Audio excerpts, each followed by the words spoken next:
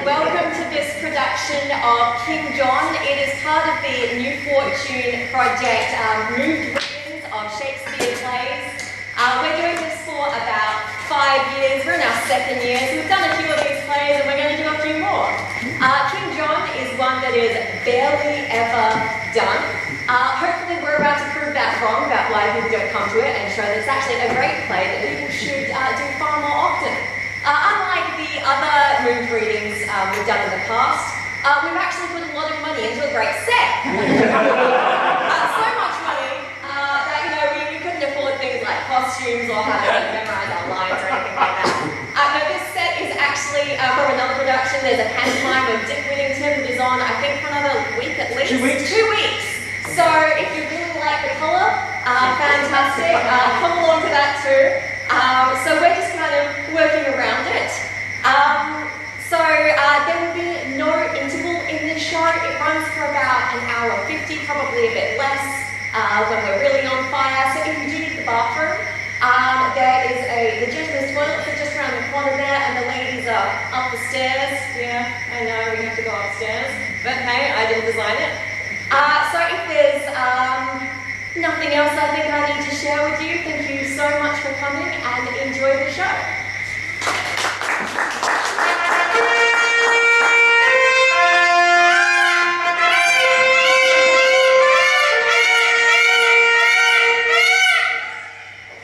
Now say, Chatillon, what would France with us? Thus, after greeting, speaks the King of France in my behaviour to the Majesty, the borrowed Majesty of England here. A strange beginning, borrowed majesty. Silence, good mother. Do the embassy. Philip of France, in right and in behalf of thy deceased brother Geoffrey's son, Arthur Plantagenet, lays most lawful claim to this fair island and the territories, to Ireland, Poitiers, Anjou, Touraine, Maine, desiring thee to lay aside the sword which sways usurpingly these several titles, and put thee same into young Arthur's hand, thy nephew and right royal sovereign. What follows if we disallow them? The proud control of fierce and bloody war. Here we have war for war and blood for blood, controlment for controlment, so as the crown. Then take my king's defiance from my mouth, the farthest limit of my embassy. Bear mind to him, and so depart with thee. Be thou as lightning in the eyes of France, for ere thou canst report, I will be. The thunder of my cannon shall be heard, so hence be thou the trumpet of our wrath and the sullen presage of your own decay. An honourable conduct let him have. Southbrook, look to it. Farewell, Chatillon. What now, my son? Have I not ever said how that ambitious Constance would not cease till she had kindled France and all the world upon the wet and party of her son? This might have been prevented and made whole with very easy arguments of love, which now the marriage of two kingdoms must with fearful bloody issue arbitrate. Our strong possession and our right for us. Your strong possession, much more than your right, or else it must go wrong with you and me. So much my conscience whispers in your ear, which none but heaven and you and I shall hear. My liege, here is the strangest controversy come from the country to be judged by you. Here I heard. Shall I produce them in? Let them approach. What many years? Your faithful subject, I, a gentleman born in Northamptonshire, and eldest son, as I suppose, to Robert Falconbridge, a soldier by the honour-giving hand of Coeur de Lion, knighted in the field. What art thou? The son and heir, that St. Falconbridge. Is that the elder, and art thou the heir? Come not of one mother, then it seems. Most certain of one mother, mighty king, and that is well known, as I think, one father, but with a certain knowledge of that truth, I put you over to heaven and my mother. Out on thee, rude man! Thou dost shame mother and wound her honour with this diffidence? I, madam? No, I have no reason for it. That is my brother's plea, and none of mine. The which, if he can prove, accosts me up for at least from fair £500 a year. Heaven guard my mother's honour and my land. Good fellow. Why, being younger born, doth he lay claim to thine inheritance? I know not why, except to get the land. But once he slandered me with bastardry, but whether I be as true begot or no, that still I lay upon my mother's head, but that I am as well begot, my liege. Compare our faces, and be judge yourself. If old Sir Robert did beget us both, and were our father, and this son like him, old Sir Robert, father on my knee, I give heaven thanks that I was not like to thee. A man hath ever met us. He hath the trick of Coeur de Leon's face. The accent of his tongue affected him. Do you not read some tokens of my son in the large composition of this man? Mine eye hath well examined his part, and finds them perfectly rich. Sirrah, speak. What doth move you to claim your brother's land? My gracious liege, when my father lived, your brother did employ my father much. But well, sir, by this you cannot get my land. Your tale must be how he employed my mother. And once dispatched in an embassy to Germany, there with the emperor to treat of high affairs touching that time. The advantage of his absence took the king, and in the meantime sojourned at my father's. Where how he did prevail, I shame to see, but truth is truth.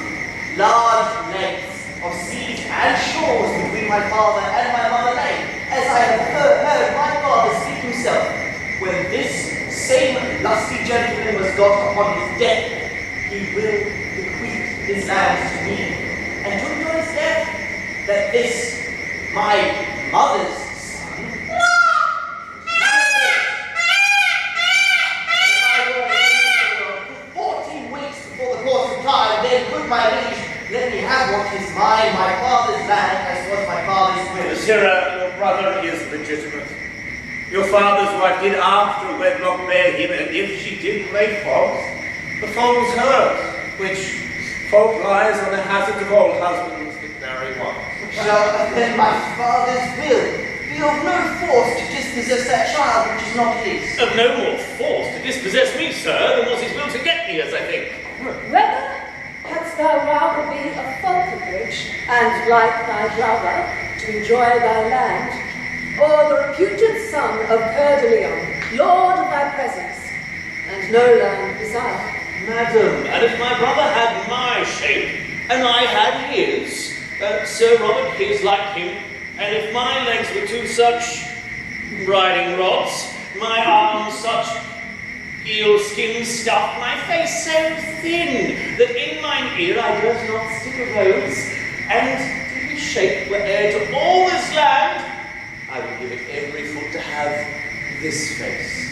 I would not be Sir Nob in any case. I like thee well. Wilt thou forsake thy fortune, bequeath thy land to him, and follow me? I am a soldier, and now bound to France. Brother, take you my land. I'll take my chance. Your face has got £500 a year. Yet sell your face for 5 pence, and 'tis dear. Madam, I'll follow you unto death. Nay, I would have you go before me thither. What is thy name? Philip, my liege, so is my name come. Philip, Lord Sir Robert's wife's eldest son. From henceforth may his name, whose form thou bearest. Kneel thou down, Philip. But rise, more great. Arise, Sir Richard and Plantagenet. Brother, by my mother's side, give me your hand. My father gave me honor, yours gave land. Now, blessed by the hour, by night or day, when I was got, Sir Robert was away. The very spirit of Plantagenet. I am thy grand Richard. Call me so. Go, Falconbridge. Now hast thou thy desire. A landless knight makes thee a landed squire. Come, madam, and come, Richard. We must speed for France. Brother, adieu! Good fortune come to thee, for thou wast not in the way of honesty.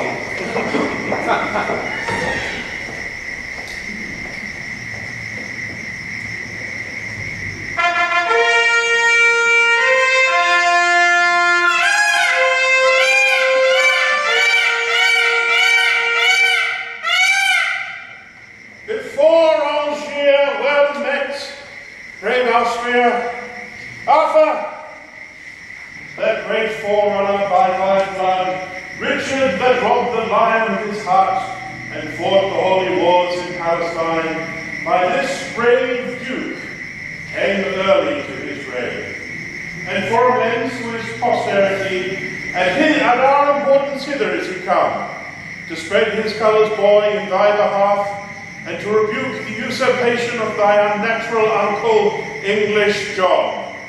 Embrace him, love him, give him welcome hither. God shall forgive you, Herr Leon's death. I give you welcome with a powerless hand, but with a heart full of unstained love. Welcome before the gates of Angiers, Duke. A noble boy, who would not do thee right? Upon thy cheek lay I the Celestus. I sealed this indenture of my love, and to my home I will no more return to Angiers. And the right thou hast in France, even till that England, hedging with the main, salute thee for her king. Till then, fair boy, will I not think of home, but follow arms. Oh, take his mother's thanks, a widow's thanks, till your strong hand shall help give him strength to make a more requital to your love. The peace of heaven is theirs that lift their swords in such a just and charitable war. Well then, to work. Our cannon shall be bent against the brows of this resisting town. Call for our chiefest men of discipline to cull the plots of best advantages. We'll lay before this town our royal bones, wade to the marketplace in Frenchmen's blood, but we will make it subject to this war. Stay for an answer to your embassy, lest unadvised you stain your swords with blood. My Lord Chatillon may from England bring that right and peace which here we urge in war. And then we shall repent each drop of blood that hot, rash haste so indirectly shed. Oh, wonder thee. Lo, upon thy wish, our messenger Chatillon is arrived. What England says, say briefly, gentle lord. We coldly pause for thee, Chatillon. Speak. Then turn your forces from this paltry siege and stir them up against a mightier task.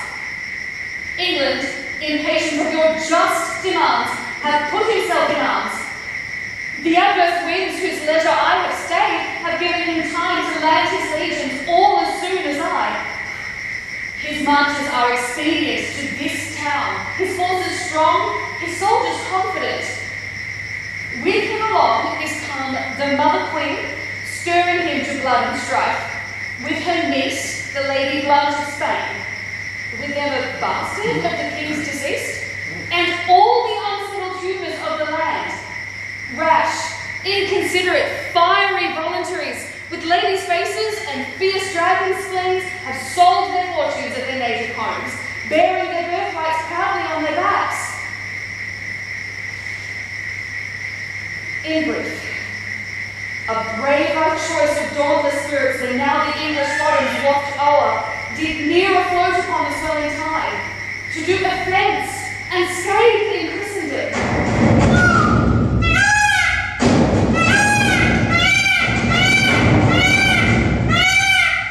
They are at hand, to parley or to fight, therefore prepare. How much unlooked for is this expedition? By how much unexpected, by so much must we endeavour for defence. For courage mounted for the occasion, let me welcome then. We are prepared. Peace be to France, here. France in peace. Permit our just and menial entrance to our home. If not, Leave France and peace ascend to heaven. Peace be to England. If that war return from France to England, there to live in peace. England we love, and for that England's sake with burden of our armour here we sweat. This toil of ours should be a work of thine. But thou from loving England art so far that thou hast underwrought his lawful king, cut off the sequence of posterity, outfaced infant state, and done a rape upon the murdered maiden virtue of the crown. Look here, upon thy brother Geoffrey's face. These eyes, these brows were moulded out of his. This little abstract doth contain that large which died in Geoffrey, and the hand of time shall draw this grief into as huge a volume, that Geoffrey was thy elder brother born, and this his son. England was Geoffrey's right, and this is Geoffrey's. In the name of God, how comes it then that thou art called a king, when living blood doth in these temples beat, which owe the crown that thou overmasterest? From whom hast thou this great commission, France, to draw my answers from thy eye? From that supernatural judge that stirs good thoughts in any breast of strong authority, to look into the blots and stains of right. That judge hath made me guardian to this boy, under whose warrant I impeach thy wrong, and by whose help I mean to chastise. Alack! Thou dost usurp authority. Excuse, it is to beat usurping down. Who is it thou dost call usurper, France? Let me make answer. Thy usurping son. Out, insolent! Thy bastard shall be king, that thou mayst be a queen and check the world. My bed was ever true to thy son, as true as thine was to thy husband. And this boy, liker in feature to his father Geoffrey than thou and John in manners, and being as like as rain to water, devil to his death. My boy a bastard? By my soul, I think his father never was so true begot. It cannot be, and if thou wert his mother. There's a good mother, boy, that blots thy father. There's a good grandam boy that would blot thee. Peace! Hear the crier! What the devil art thou? One will play the devil, sir, with you. Anime catch your eye and you will know. You are the heir of whom the proverb goes, whose valor plucks dead lions by the beard. I'll smoke your skin coat, and I catch you right, sirrah. Look to us. In faith, look to us. I will in faith. Oh, well did he become that lion's robe, that he disrobed the lion of that robe. What creature is this saying that death there is, this abundant, superfluous breath? Slowly determine what we shall do straight. Women and fools break off the conference. King John. This is the very son of all. England and Ireland, Anjou, Touraine, Maine, and right, I do declare. Of Arthur, I claim to thee. Wilt thou resign them and lay down thy arms? My life as soon. I do defy thee, France. Arthur, Give me to my hand. And out of mighty love, give thee more the coward hands of France and me. Send me people. Come to thy grandam, child. Oh, do, child. Go to it, grandam, child. Give grandam kingdom. And it, grandam, will give it a plum, a cherry, and a fig. There's a good grandam. Could my mother peace?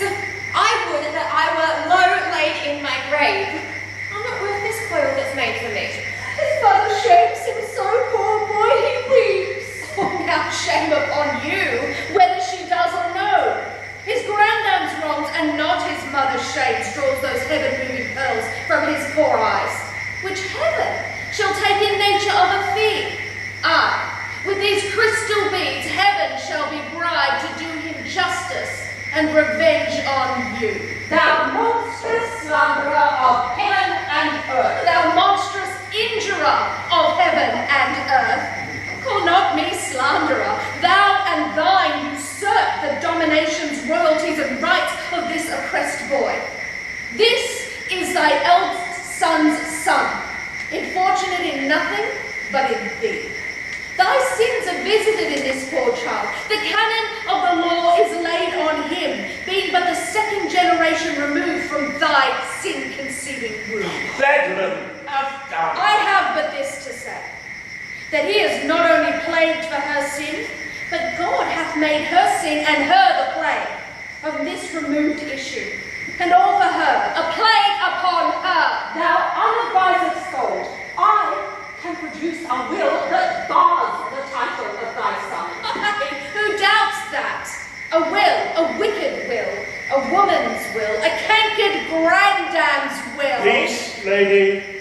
Pause or be more temperate. It ill beseems this presence to carry aim to these ill-tuned repetitions. Some trumpets summon hither to the walls these men of Algiers. Let us hear them speak whose title they admit, Arthur's or John's.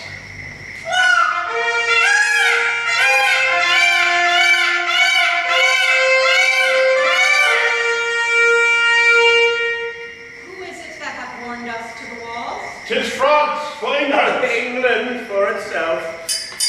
You men of Angiers and my loving subjects. You, loving men of Algiers, Arthur's subjects, our trumpet called you to this gentle party. For our advantage.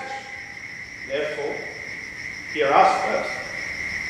These flags of friends that are advancing here before the eye and prospect of your town have hither marched to your encouragement. The cannons have their bows full of wrath and ready mounted are they to spit forth their iron indignation against your walls. But, on the side of us, your lawful king, who painfully, with much expedient march, have brought a counter-check before your gates to save unscratched your threatened chiefs.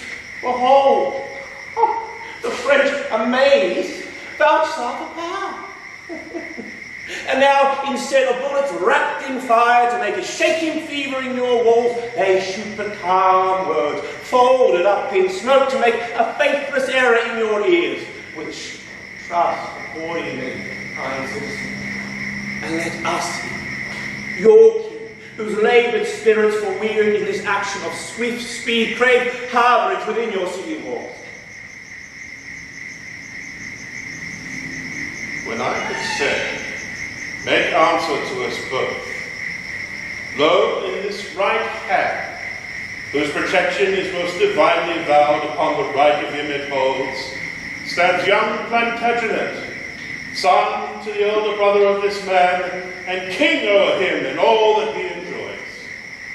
Therefore give duty which you truly owe to that owes it, namely this young prince. And then our arms, like to a muzzled bear, save in aspect, hath all offence sealed up, and leave your children, wives, and you in peace. But if you fondly pass our proffered offer, 'tis not the rounded of your old-faced walls can hide you from our messengers of war. Then tell us, shall your city call us lord in that behalf which we have challenged it? Or shall we give the signal to our rage and stalk in blood to our possession? In brief, we are the King of England's subjects. For him, and in his right, we hold this town. Acknowledge him the king and let me in. That we cannot. But he that proves the king, to him we will prove loyal. Till that time, have we round up our gates against the world. It's not the crown of England provocation. And it's not that. I bring you witnesses. Twice 15,000 hearts of England breed, bastards and elves, to verify our title for their lives. As many and as well-born bloods as those, Some bastards stand too. in his face to contradict his claim. Till you compound whose right is worthiest, we, for the worthiest, hold the right from both.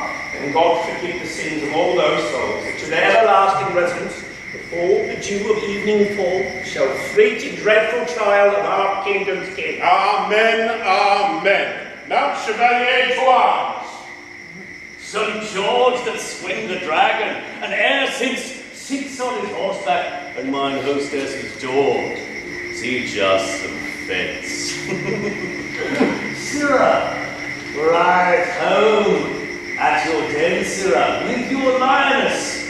I'll set an ox head to your lion's hide, and make a monster of you. Haste! No more. Oh, tremble! For you hear the lion roar. Up high to the plains, where we'll set forth the best appointment of all our regiments. Speak then, take on to the field. It shall be so, and at yon hill commander us to stand, God and our rights. Hear us, great kings. Vouchsafe a while to stay, and I shall show you peace and fair-faced deed. Win you the city without stroke or wound. Speak on with favor, we are bent to hear. That daughter there of Spain, the Lady Blanche, is niece to England. Look upon the years of Louis the Dauphin and that lovely maid. If lusty love should go in quest of beauty, where should he find it fairer than in Blanche? If zealous love should go in search of virtue, where should he find it purer than in Blanche? If love ambitious sought a match of birth whose veins bound richer blood than Lady Blanche, such as she is in beauty, virtue, birth, is the young daughter every He is the half part of a blessed man, left to be finished by such as she, and she, a fair divided excellence whose fullness of perfection lies in him. Oh, two such silver currents, when they join, do glorify the banks that bound them in. And two such shores to two such streams made one. Two such controlling bounds shall you be, kings, to these two princes, if you marry them. This union shall do more than battery can to our fast-closed gates. For in this match, swifter spleen than power can enforce, the mouth of passage shall we fling wide open and give you entrance. For without this match, the sea enraged is not half so deaf.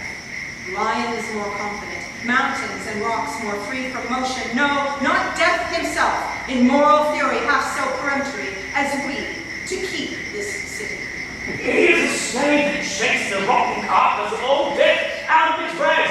He is a large mouth indeed that spits forth death, and mountains, rocks, and seas talks as familiarly of roaring lions as maids at 13 do of puppy dogs. What can he have got this lusty blood? He speaks plain cannon fire, smoke and bounce. He gives the bastinado with his tongue. How he is a cudgel! Not a word of his, but buffets better than a fist of France. Sounds. I was never so bethumped with words since I first called my brother's father Dad. Son, list to this conjunction. Make this match. Give with our niece a dowry large enough, for by this knot thou shalt so surely tie thy now unsured assurance to crown, that yon green boy shall have no son to ripe the bloom that promise of a mighty fruit. I see a yielding in the looks of France. Mark how they whisper. Urge them while their souls are capable of this ambition, lest zeal, now melted by the windy breath of soft petitions, pity and remorse, cool and congeal again to what it was. Why answer not to the double majesties this friendly treaty of our threatened town? Speak England first, that hath been forward first to speak unto this city. What say you? That the Dauphin there, thy princely son, can in this book of beauty read, I love, the dowry shall weigh equal with the queen. What sayest thou, boy? Look at the lady's face. I do, my lord. And in her eye I find wonderful, wondrous miracle. The shadow of myself formed in her eye, which being the shadow of your son, becomes the sun and makes your son a shadow. Best I never loved myself till now, in fixed I beheld myself drawn in the flattering table of her eye. Drawn in the flattering table of her eye, hanged in the rounding frinkle of her brow, and quartered in her heart. He doth espy himself love's chaser. This is pity now. and that hanged and drawn and quartered, there should be in such a love so vile a lout as he. My uncle's will in this respect is mine, and if he see aught in you that makes him like, that anything he sees which moves his liking, I can with ease translate it to my will. Or if you will, to speak more properly, I will enforce it easily to my love. Further, I will not flatter you, my lord, though all I see in you is worthy love, than this, that nothing do I see in you, though cherished thoughts themselves should be your judge, that I can find should merit any hate. What say these young ones? What say you, man? That she is bound in honour still to do what you in wisdom still vouchsafe to say. Speak then, Christopher. Can you love yourself? They ask me if I can refrain from love, for I do love them most unfailing. Then do I give conquest to reign, men, courtiers, and angels. These 5 provinces with her, and this addition more, for 30,000 marks of English coin. Philip of France, if thou be pleased with all, command thy son and daughter to join hands. It likes us well. Young princes, close your hands. And your lips too, for I am well assured that I did so when I was first assured. Now, citizens of Angers, open your gates, let in that amity which you have made. For in St. Mary's Chapel, presently the rites of marriage shall be solemnized. Is not the Lady Constance in this troop? I know she is not, for this match made up, her presence would have interrupted much. Where is she and her son? Tell me who knows. She is sad and passionate in your highness' tent. And by my faith, this league that we have made will give her sadness very little cure. Father of England, how may we contend to this widow lady? In her right we came, which we, God knows, have turned another way, to our own vantage. We will heal our God, but we'll create young Arthur to Britannia and Earl of Richmond, and this rich, fair town will make him lord. Call the Lady Constance. Some speedy messenger bid her repair to our solemnity. I trust we shall, if not fill up the measure of her will, yet in some measure satisfy her so that we shall stop her exclamation. Go, we, as well as haste will suffer us to this unlooked for, unprepared plot.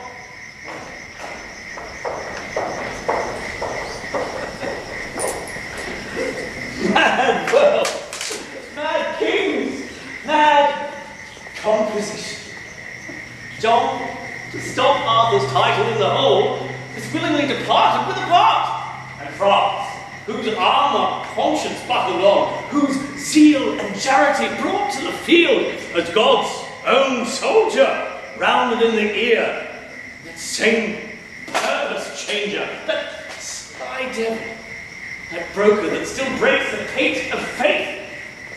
Only break vow, he that wins of all, of kings, of beggars, old men come men, maids, who having no external thing to lose, but the word maid, treats the poor maid of that. Like smooth-faced gentleman, tinkling commodity. Commodity. The bias of the world. The world who is on itself, is pleased well, made to run even upon even ground. Till this advantage, this vile drawing bias, this sway of motion, this commodity, makes it take head from all indifferences, from all direction, purpose, course, intent, and this same bias, this commodity, clapped on the outward eye of fickle France, drawn him from his own determined aid, from a resolved, an honourable war, to a most base and vile concluded peace. Why rail I in this commodity? But because he hath not wooed me yet.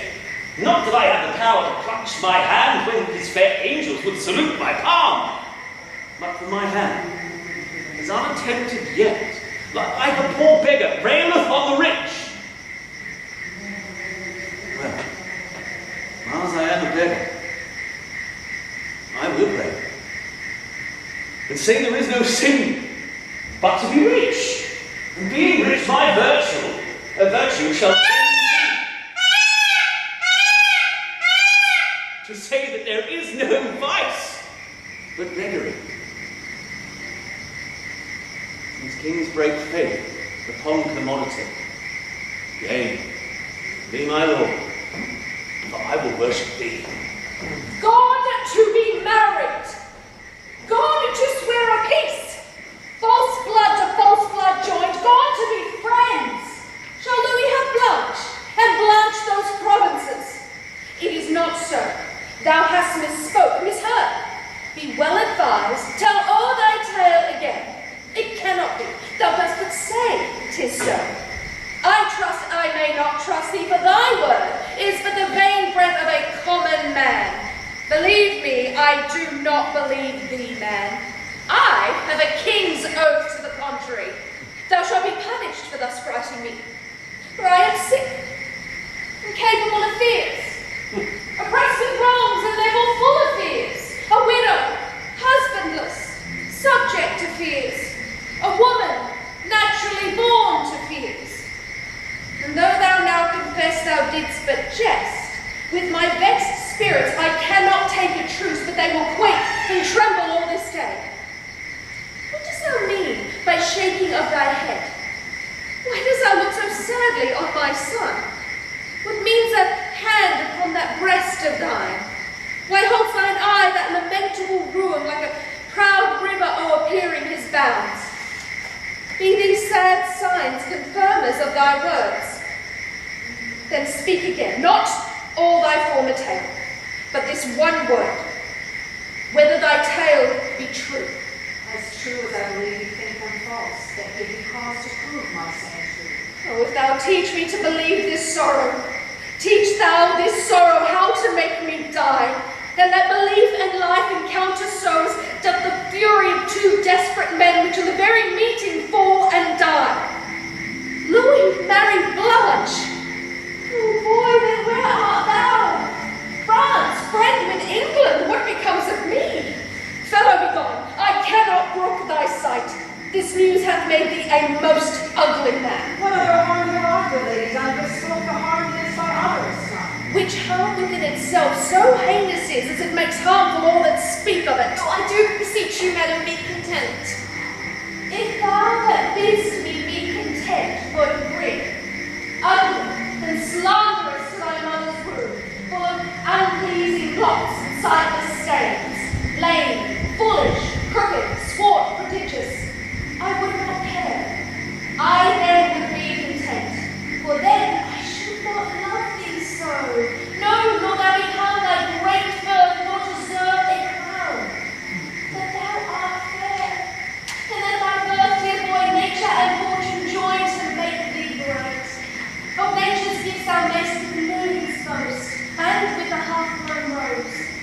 But fortune, oh, she is corrupted, changed, and won from thee.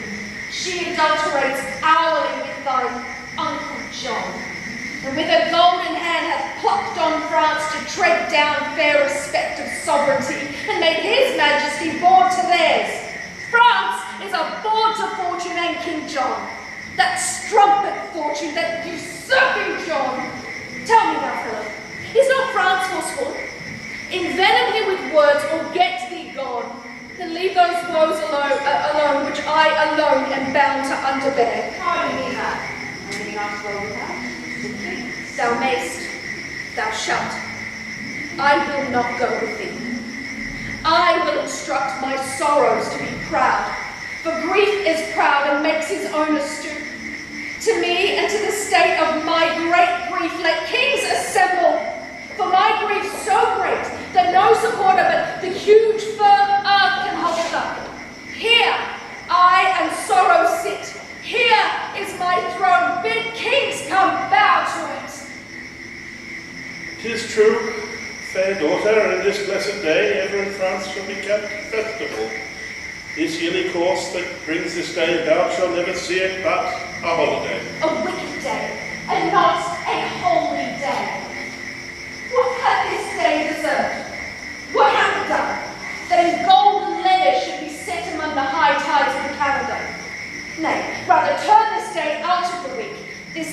shame, oppression, perjury. By heaven, lady, you shall have no cause to curse the fair proceedings of this day.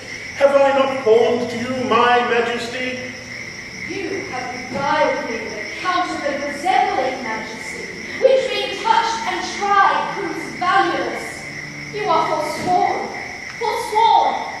You came in arms to spill mine enemy's blood, but now in arms you strengthen it with yours. The grappling vigor and rough frown of war is cold in amity and painted peace. And our oppression hath made up this league. Arm you heavens against these perjured kings. A widow cries, be husband to me, heavens. Let not the hours of this ungodly day wear out the day in peace. But ere sunset set armed discord twixt these perjured kings. Hear me, oh hear me! Lady Constance, peace! War, no peace. Peace is to me a war. All images, oh Austria, thou dost shame that bloody spoil. Thou slave, thou wretch, thou coward. What a fool art thou, a ramping fool to brag and stamp and swear upon my body. Thou cold-blooded slave, hast thou not spoke like thunder on my side, been sworn my soldier, and now thou dost fall over to my force?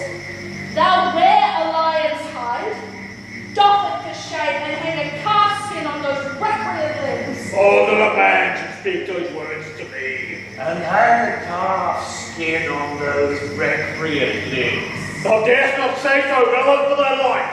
And hang a calf skin on those recreant limbs. We like notice.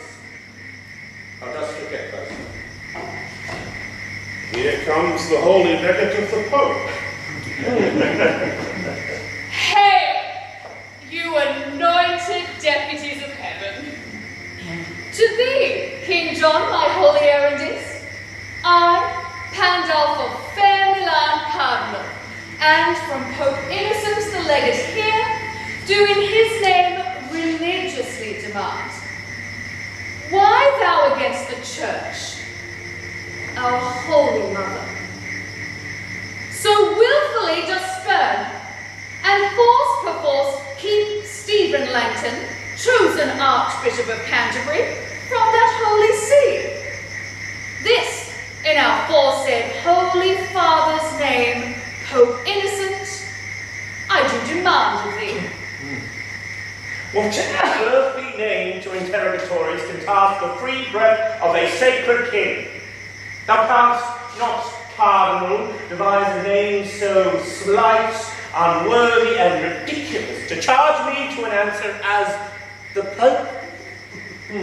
Tell me this tale, and from the mouth of England add this much more, that no Italian priest shall tithe or toll in our dominions, but as we, under heaven our supreme head, so under him that great supremacy where we do reign, we will alone uphold, without the assistance of a mortal hand. So tell the Pope, O reverend, set apart in him and his usurped authority. Brother of England, you blaspheme in this. The you, all the kings of Christendom, are led so grossly by this meddling priest, dreading the curse that money may buy up, and by the merit of vile gods, dross, dust, purchase corrupted pardon from a man who in that sale shall pardon from himself. For you and all the rest so grossly led this juggling witchcraft with revenue cherished, if I alone do me oppose against the Pope and count his friends my foes. Then, by the lawful power that I have, thou shalt stand cursed and excommunicate. And, lest shall he be that doth revolt from his allegiance to an heretic, and meritorious shall that hand be called, canonized, worshipped as a saint, that takes away by any secret course thy hateful life. Oh, let it be that I have room with Rome to curse a while. Good Father Cardinal, cry thou amen to my king curses, for without my wrong there is no tongue hath power to curse him right. There's law and warrant, lady, for my curse. And for mine too. When law can do no right, let it be lawful that law bar no wrong. Law cannot give my child his kingdom here, for he that holds his kingdom holds the law. Therefore, since law itself is perfect wrong, how can the law forbid my tongue to curse? Philip of France, on peril of a curse, let go the hand of that arch heretic, and raise the power of France upon his head, unless he do submit himself to Rome. Dost thou pale, France? Do not let go thy hand. Look to that devil, lest that France repent, and by disjoining hands, hell lose a soul. King Philip, listen to the cardinal. And hang a casting on his recreant limb. Well, ruffian, let's pocket up these wrongs, because Your breeches may best carry them, Philip. what sayest thou to Charles? What should he say but as the cardinal? Bethink you, Father, for the difference is a heavy curse from Rome, or the light loss of England for a friend. Forego the easier. That's the curse of Rome. Oh, Louis, stand fast. The devil tempts thee here in the likeness of a new untrimmed bra. The Lady Constance speaks not from her faith, but from her need. The king is moved and answers not to this. Oh, be removed from him and answer well. Do so, King Philip. Hang no more in doubt. Hang nothing but a calf skin, most sweet lads. I am perplexed and know not what to say. What canst thou say, but will perplex thee more, if thou stand, excommunicate and curse? Good Reverend Father, make my person yours and tell me how you would bestow yourself. This royal hand and mine are newly knit, and the conjunction of our inward souls married in league, coupled and linked together. With all religious strength of sacred vows, then shall these hands so lately purged of blood, so newly joined in love, so strong in both, unyoke this seizure, and with this kind retreat, pay fast and loose with faith, so just with heaven make such unconstant children of ourselves, as now again to snatch our palm from palm, unswear faith sworn, and on the marriage bed of smiling peace to march a bloody host, and make a riot on the gentle brow of true sincerity. Oh, holy sir, my reverend father, let it not be so. Out of your grace, divide, ordain, impose some gentle order, and then we shall be blessed to do your pleasure and continue friends. All form is formless. Order, orderless, save what is opposite to England's love. Therefore, to arms! Be champion of our church! Or, let the church, our mother, breathe her curse, a mother's curse, on her revolting son. France, thou mayst hold a serpent by the tongue, a chafing lion by the mortal paw, a fasting tiger, safer by the tooth, than keep in peace that hand which thou dost hold. Rebellion! Fight rebellion! Will it not be? Will not a calf's skin stop that mouth of thine? Father, to arms! Upon thy wedding day, against the blood that hast thou married, what shall our feet be kept with slaughtered men? Till brain trumpets and loud church drums, hammers of hell, be measured to our pomp? O husband, hear me.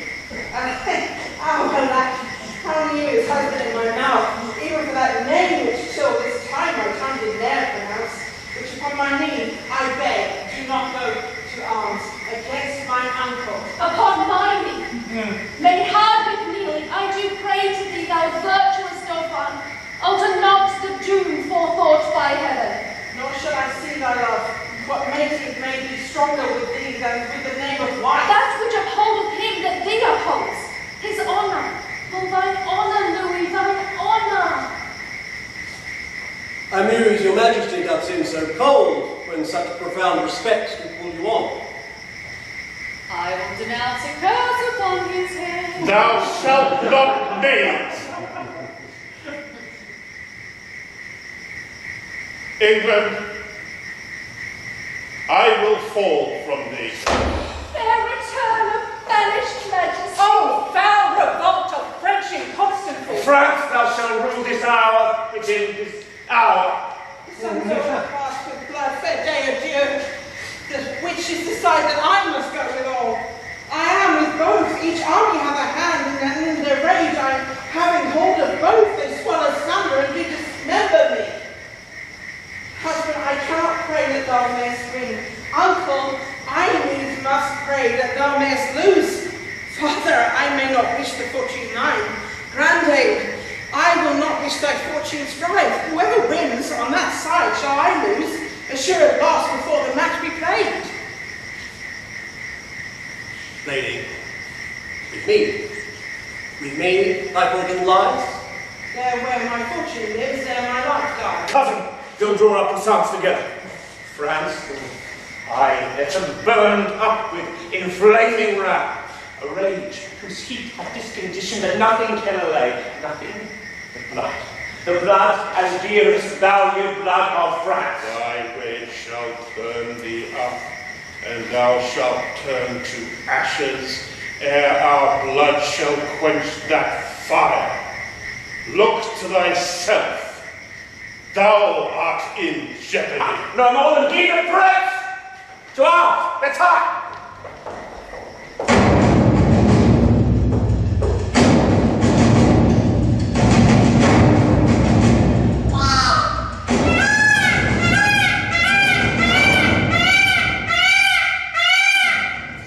Now by my life the day grows wondrous hot.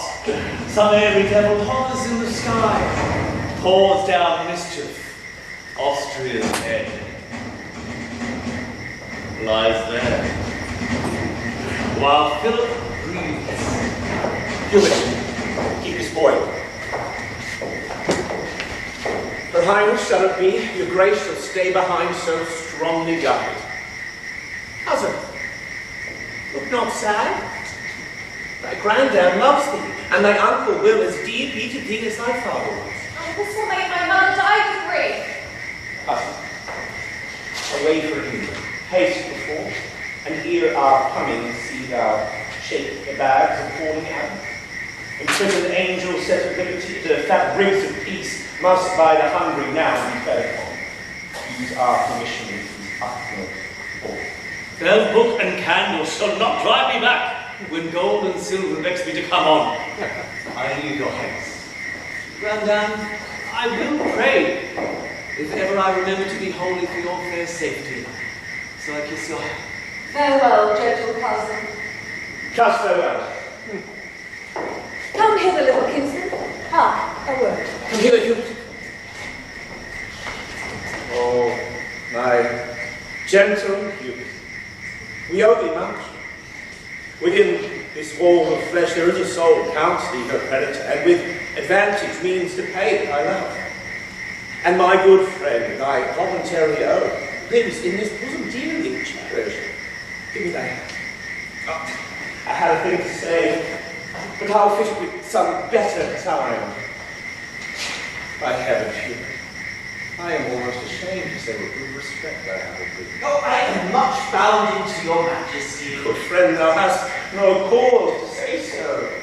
Yet, thou shalt have, and creep time goes so slow, yet it shall come from me to do thee good. I had things to say, but let it go. Sun is in the heaven, and the proud day, attended with the pleasures of the world, is all too wanton and full of goals to give me all truth. But so well that what you did bid me undertake, though my death were judged to the act, by heaven, I would do. Do not I know thou wouldst? Good Hubert. Hubert. Through thine arm now. what, my friend? He is a very serpent in my way, and wheresoever this foot of mine doth tread, he lies before me. Dost thou understand me? Thou art his keeper. And I will keep him so that he shall not offend your majesty. Yes, the brave. They shall not live. Enough. Pretty near enough. Well, I'll not say what I intend to be. Remember. Madam, fare you well. I'll send those power over to your majesty. My blessing go with me. For England, cousin, go. Hubert shall be your man. Attend on you with all true duty. On, toward Calais. Home.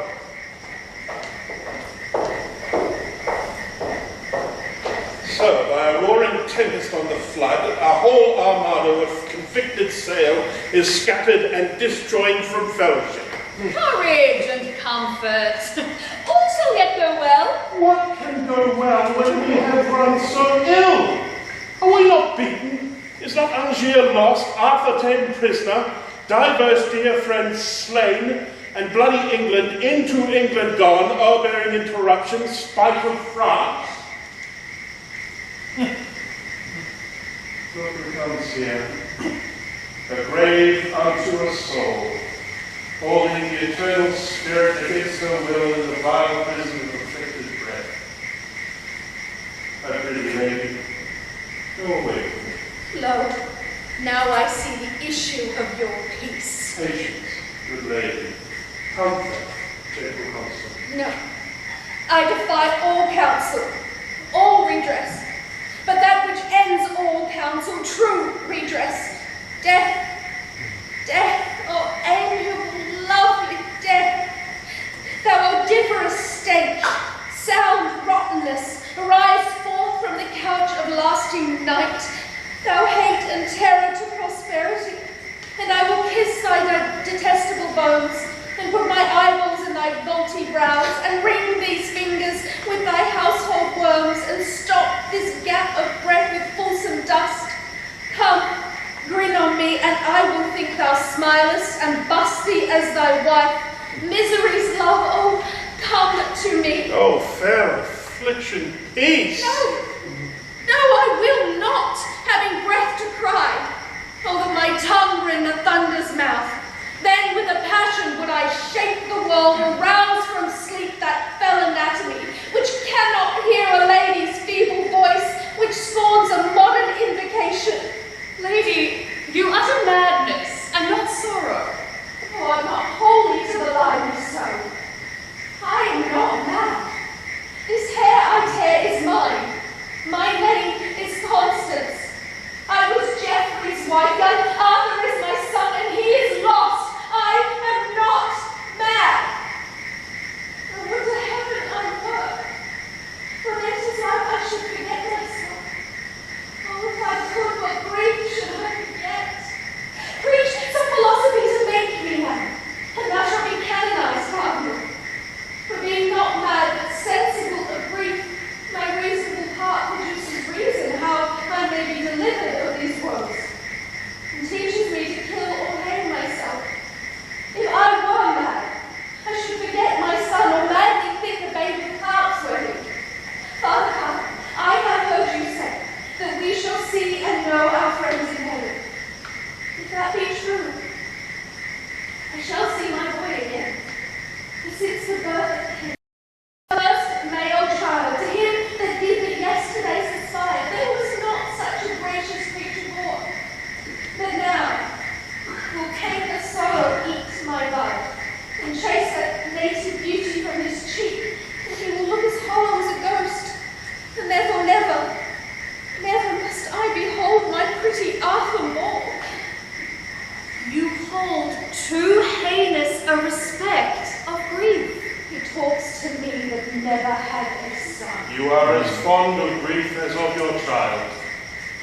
Grief fills up the room of my absent child, lies in his bed, walks up and down with me, puts on his pretty looks, repeats his words, remembers me of all his gracious parts, then have I reason to be fond of grief? There you are. Had you such a loss as I could give better comfort than you do.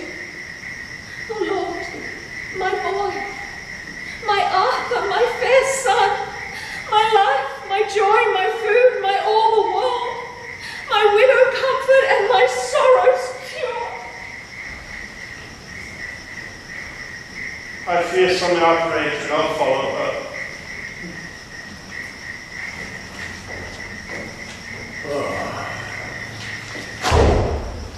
There's nothing in this world can make me joy. Life is as tedious as a twice-told tale, vexing the dull ear of a drowsy man. And bitter shame hath spoiled the sweet world's taste that yields naught but shame and bitterness. Before the curing of a strong disease, even in the instant of repair and health, the fit is strongest. Evil that takes leave on their departure most of all show evil. What have you lost by the losing of this day? All days of glory, joy, and happiness. If you had won it, certainly you had. No, no. When fortune means to men most good, she looks upon them with a threatening eye. 'Tis strange to think how much King John hath lost in this which he accounts so clearly won. I'm not grieved that Arthur is his prisoner. As heartily as he is, that glad he hath him. Your mind is all as youthful as your blood. Thou hear me speak with a prophetic spirit. For even the breath of what I mean to speak shall blow each dust, each straw, each little run out of the path which shall directly lead thy foot to England's throne. And therefore mine. John hath seized Arthur, and it cannot be that, whilst warm life plays in that infant's veins, the misplaced John should entertain an hour, 1 minute, nay, one quiet breath of rest. A sceptre snatched with an unruly hand must be as boisterously maintained as gained. And he that stands upon a slippery pace makes nice of no vile hold to stay him up. That John may stand, then Arthur needs must fall. So be it, for it cannot be but so. But what shall I gain by young Arthur's fall? You, in the right of Lady Blanche, your wife, may then make all the claim that Arthur did. Ha! And loses all, life and all, as Arthur did. How green you are and fresh in this old world! John lays you plots. The times conspire with you. For he that steeps his safety in true blood shall find but bloody safety and untrue. This act, so evilly born, shall cool the hearts of all his people, and freeze up their zeal, that none so small advantage shall step forth to check his reign, but they will cherish it.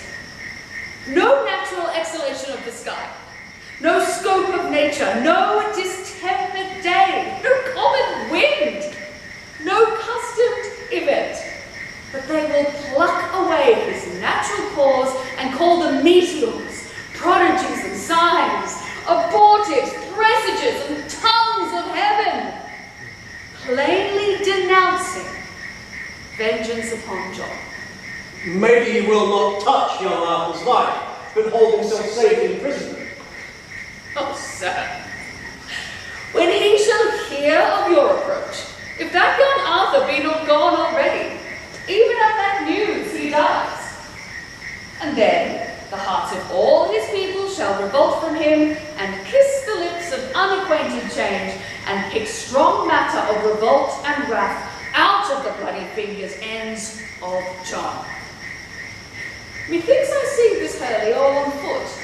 And, what better matter breeds for you than I have named? The bastard Falconbridge is now in England, ransacking the church, offending charity. If but a dozen French were there in arms, they would be as a call to train 10,000 English to their side.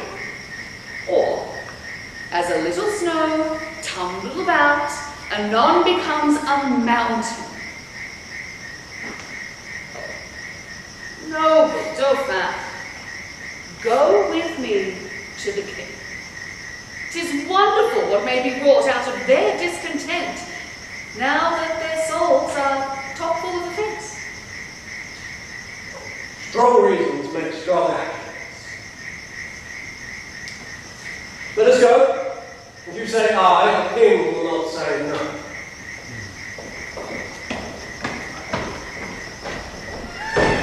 Heat me these irons hot, and look that stand within the arrows. When I strike my foot upon the ground, rush forth and bind the boy which shall find with me fast to the chair. Be heedful, hence, and watch. Of your horrible bare appetite, uncleanly scruples, fear not, you look to it.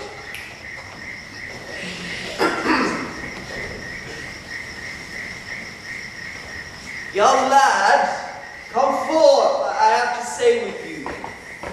Good morrow, Hubert. Good morrow, little prince.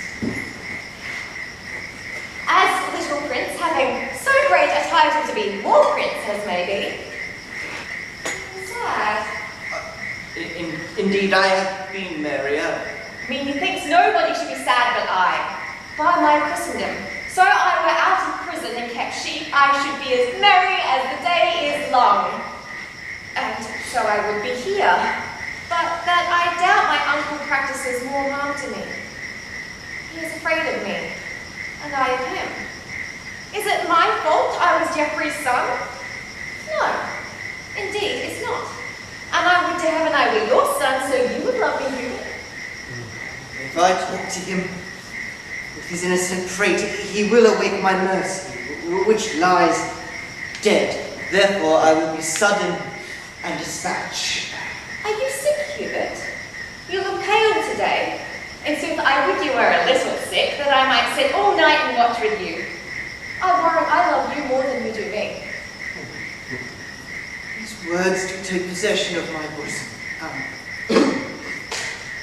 Read here, young Arthur. How now foolish room, turning to speechless torture out of the door. I must be brief, lest resolution drop. Mine eyes with tender womanish tears. Can you not read it? Is it not fair writ? Too fairly, Hubert, so foul effect. Must you with hot irons burn out both mine eyes? Young boy, I must. And will you? And I will. Have you the heart? When your kid head did but ache, I knit my handkerchief about your brows. The best I had a princess brought at me, and I never did ask it you again. Many a poor man's son would have lying still and ne'er have spoken a low word to you. But you at your sick service had a prince. Now you may think my love was a crafty love, and call it cunning, do, and if you will, if heaven be pleased that you must use me ill, why then you must.